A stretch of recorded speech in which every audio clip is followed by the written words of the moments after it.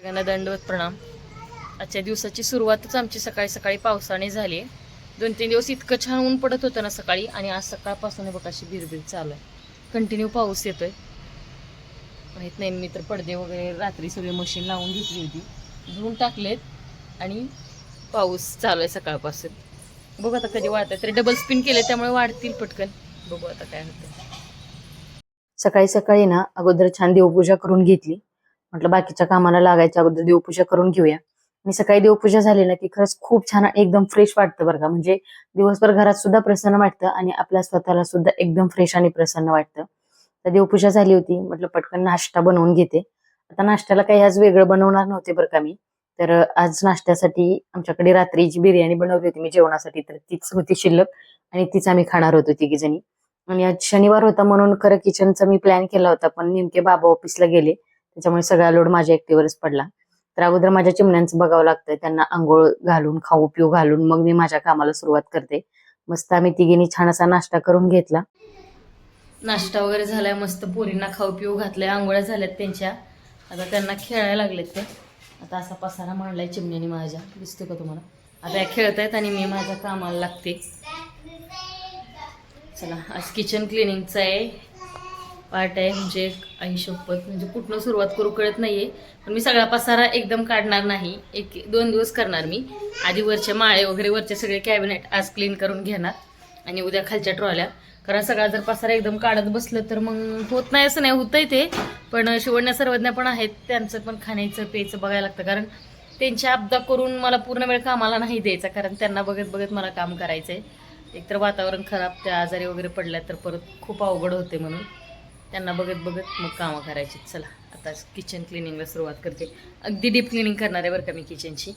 Video continue करा. Stool न्यायला आले मी. कमी उंचीच्या लोकांचा हाच प्रॉब्लेम असतो ना, काय करायचं. उंची नाही तर प्रत्येक गोष्टीसाठी स्टूलवर उभं राहावं लागतंय. स्टूलशिवाय काहीच होत नाहीये माझं. स्टूलवर उभं राहायचं, चढायचं, परत उतरायचं, हे चाललंय सध्या 3-4 दिवसापासून. चलो लेट्स गो. ऊपर चढ़ने का भी ये रहेगा हमारा स्टूल. पहिला सगळं वरचं सामान खाली काढून घेते, झटकते, आणि मग भांडी घासते. पण आज विषय असा झाला की आज ऊन पण नाही, म्हणजे कसलंच ऊन नाही, कंटिन्यू पाऊस येतोय. तर कशी भांडी वाळवायची हे पण आता फॅन लावून हॉलमध्ये ठेवून देईन, आणि नंतर पुसले की मग वाळून जातील ते. चला, सुरुवात आता पोटमाळ्यापासून करते. प्रत्येक ठिकाणी स्टूल घेऊनच वरती चढावं लागणार आहे, कारण माळे खूप उंची आहेत आणि आपली काही उंची तेवढी नाहीये. कमी उंचीच्या लोकांचा हाच प्रॉब्लेम असतो. इव्हन जास्त उंची असेल तरी सुद्धा स्टूल वरतीच उभं राहावं लागतं जेव्हा तुम्ही पोटमाळे साफ करता. तर फर्निचर असल्यामुळे सगळं पॅक आहे बरं का, आणि हे हायड्रॉलिक आहे, म्हणजे थोडं वर उचललं की लगेच ते वरती जातं. आणि इथं माझ्याकडे म्हणजे मी कधीही म्हणजे कमी लागणारी, जास्त वापरात नसलेली अशी भांडी वरती ठेवून दिलीत, जे की देवाचे भांडे असतील, किंवा माझ्याकडे पितळेची पण काही पातेली वगैरे आहेत बरं का, जी की मी आईकडे आणली होती, माझ्या आजीची आहेत. मला खूप आवडतात पितळेची भांडी, पण त्याला कलई केल्या नसल्यामुळं मी ती वापरत नाहीये. म्हणजे की पापड कुरड्या वगैरे लागतात आपल्याला वर्षभरासाठी, त्याचे पण डबे वरतीच ठेवून देते मी. आणि वरती भरपूर जागा आहे, त्याच्यामुळे बऱ्यापैकी भांडी माझी वरतीच असतात. आता ह्या तुम्ही ह्याला काय म्हणता माहित नाही, पण आमच्याकडे याला पाटी म्हणतात, ज्या की प्लास्टिकच्या पाट्या मला दिवाळीमध्ये लागतात फराळासाठी. इकडे सुद्धा माझी दिवाळी फराळाचीच आहे बरं का. ही सुद्धा भांडी आहेत माझ्याकडे भरपूर अशी, ती सुद्धा मी माळ्यावरतीच ठेवून देते. आता सगळं एकदम खाली काढून घेतले, फक्त पोटमाळा रिकामा केलाय मी. आता तेवढं स्वच्छ करणार, घासणार, पुसणार, आणि परत ते आहे असं पसारा लावून देणार, आणि मग दुसऱ्या बाजूला जाणार. कारण सगळा पसारा एकदम खाली काढला तर तो ठेवायचा कुठे, हा सिटीमध्ये प्रॉब्लेम असतो. गावी कसं आपण बाहेर नेऊन ठेवू शकतो, पण इथं तसं नाही होत. आणि एकतर बाल्कनीमध्ये पण वाळवता येत नाही, कारण इतका पाऊस पडतो, त्यामुळे वातावरण सुद्धा इतकं दमट झाले बरं का. आणि प्रत्येक वर्षी गोकुळाष्टमीच्या वेळेस जेव्हा आमची साफसफाई असते किंवा दसऱ्यामध्ये असेल ना, नेमका पाऊस येतो, म्हणजे येतोच, जुन्या सर्वांना पाऊस येतो. असं हे प्रत्येक वर्षीच असतं पावसाचं, आणि सगळ्यांनाच होतं, असं मला एकटीलाच फेस करावं लागतं असं अजिबात नाहीये बरं का. तर सुरुवातीला तर सगळे माळे वगैरे मी छान असे झाडून घेतले, नंतर पुसून घेतले, आणि मग आता मी जाणार भांडी घासायला. तर तसं तर किचन माझं इतकं जास्त घाण नाही बरं का, कारण मी वर सारखं त्याला क्लीन करत असते त्यामुळं.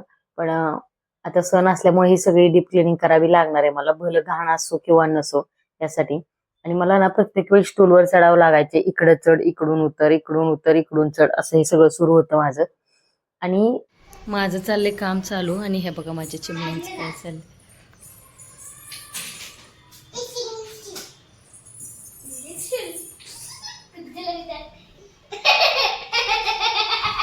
असं काम करायला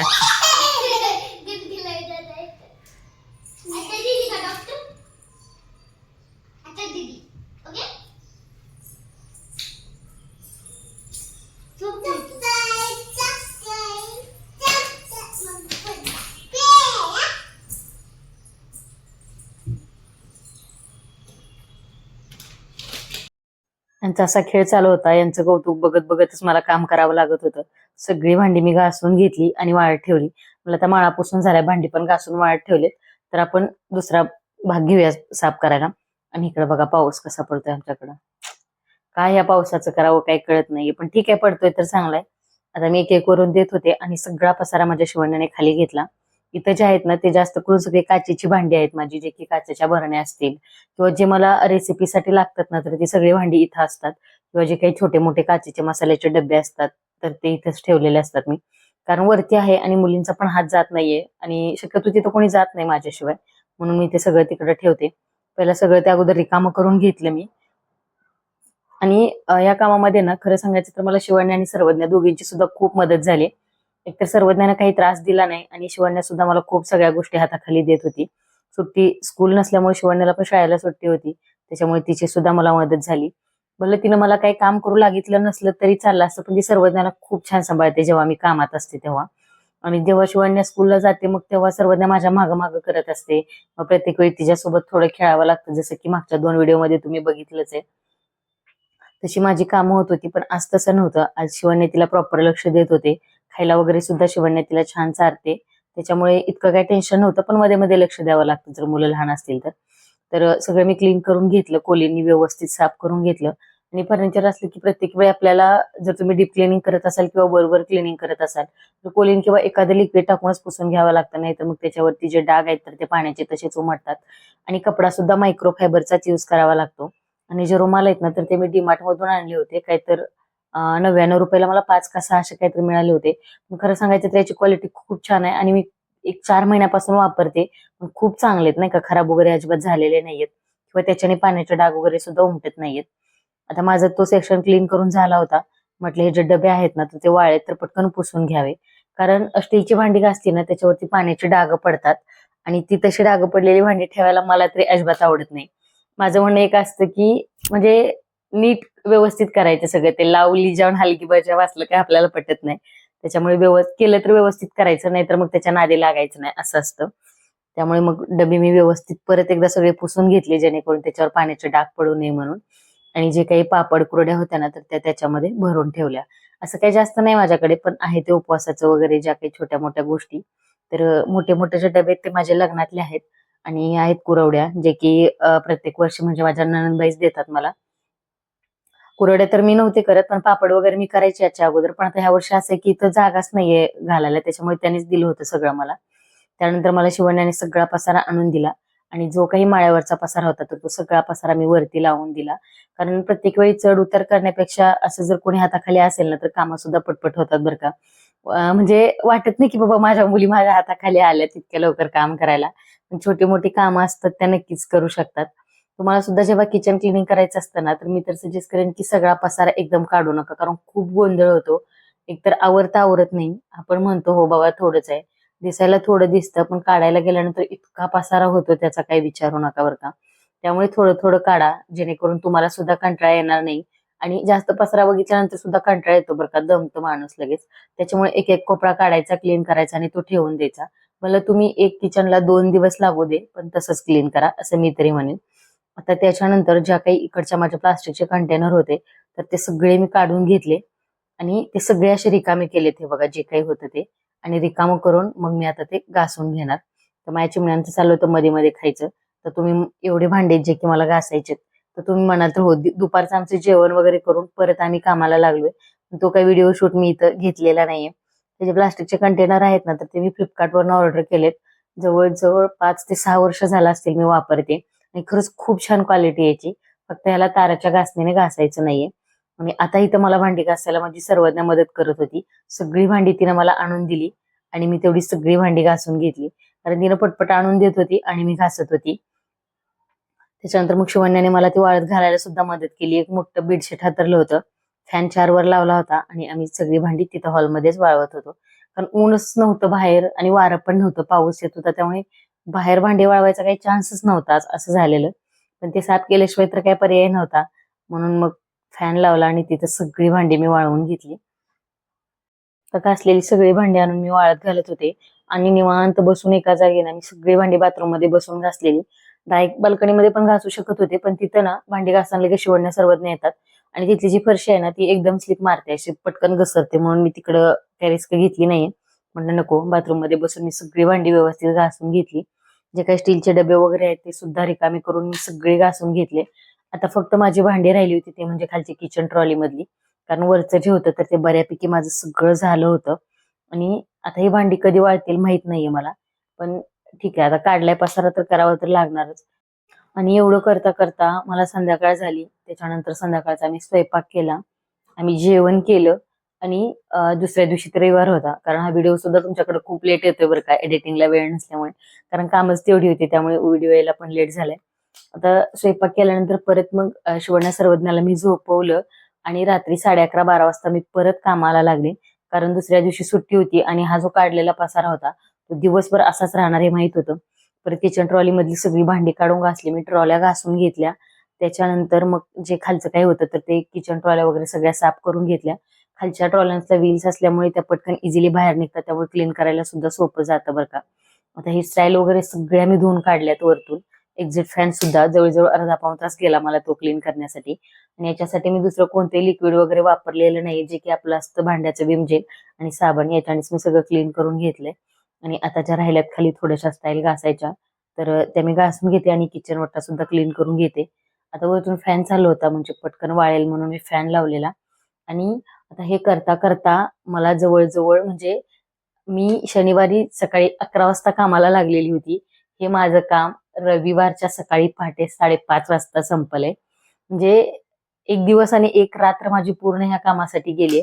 कारण दुसऱ्या रविवारचा दिवसभर मी काम करत बसले असते तर मग शिवण्या सर्वज्ञाला थोडासा त्रास झाला असता. म्हणून मग तसं होऊ नये म्हणून मग मीच एक रात्र जागून काढली. आणि तेव्हा माझं कुठे किचनचं पूर्ण काम झालं बरं का. अगदी डीप क्लिनिंग, एकदम चकाचक किचन तयार झाले. आणि सगळे झोपले होते. म्हणजे तेव्हा मग मी माझ्या कामाला लागले. कारण तुम्हाला माहितीये का संध्याकाळची ना कामं खरंच खूप उरकतात दिवसापेक्षा सुद्धा. आणि हे जे दिसतंय खालून तर सगळं अगदी व्यवस्थित क्लीन करता येतं घासून पिसून कोलीने वगैरे, सगळं क्लीन करून. कारण तिथं पाणी लावता येत नाही त्याच्यामुळे तिथे कोलीनेच व्यवस्थित पुसून घेतलं. आणि ज्या काही खालच्या फ्लोअरच्या स्टाईल्स होत्या ट्रॉली खालच्या तर त्या सुद्धा मी व्यवस्थित घासून घेतल्या. घासून पुसून फॅन लावून वाळवून मगच सगळ्या गोष्टी केल्या मी. आणि जेव्हा आपलं किचन रिकामं होतं ना तेव्हाच आपल्याला अगदी डीप क्लीन करता येतं बरं का, आहे असं नाही करता येत. खरं सांगू का, जेवढ्या आपल्याला फॅसिलिटी पाहिजे असतात, जेवढ्या सुखसोयी हव्या असतात, त्याचा मेंटेनन्स सुद्धा तेवढाच असतो बरं का. बऱ्याच जण वाटतं की फर्निचर असायला पाहिजे घरात, सगळं फर्निचर. पण ते फर्निचर मेंटेन करणं सुद्धा तेवढंच अवघड आहे. सगळ्या गोष्टी आता ज्यांच्याकडे मेड वगैरे आहेत त्यांच्याकडे ठीक आहे. पण असे माझ्यासारखे जे आहेत की बाबा ते स्वतःच कामं करतात, घरच्या घरी हाऊसवाईफ आहेत, तर त्यांच्यासाठी ह्या 2 मुलांसोबत या सगळ्या गोष्टी करणं खरंच अवघड आहे. आणि ठीक आहे बाबा, आता काही जण ते ऑनलाईन पण साफसफाईवाला.com वगैरे आहे त्याच्यावर पण दाखवतात. पण रेट सुद्धा त्यांचे तसेच असतात, पण ते क्लिनिंग सुद्धा तशीच खूप छान करून देतात बरं का. पण आपलं आर्थिक बजेट सुद्धा आपल्याला बघावं लागतं, जे सर्वसामान्य लोक असतात त्यांना. त्याच्यामुळे या गोष्टी काही साफसफाईवाला.com किंवा बाहेर ऑर्डर देऊन करून घेणं शक्य नाहीये. त्याच्यामुळे इथं स्वतःच राबावं लागतं.